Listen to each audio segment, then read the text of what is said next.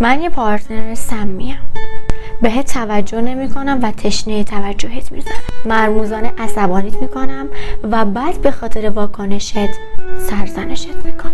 وقتی حرف میزنم درسته ولی اصلا قبول نمیکنم. من یه پارتنر سمیم، باهات قهر میکنم به خاطر اینکه به حرفم گوش بدی. من یه پارتنر سمیم، حالتو نمیپرسم و بعد به خاطر اینکه حالمو نمیپرسی ازت گله میکنم. من یه پارتنر سمیم، برات وقت نمیذارم و بعد از اینکه اعتراض کردی میگم چقدر خور میزنی.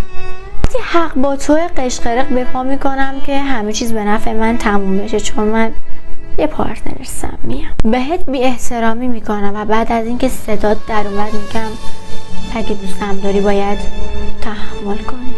به جنس مخالف توجه میکنم و ازشون تعریف میکنم به خاطر اینکه حس حسادت رو درون تو روشن کنم، چون من یه پارتنر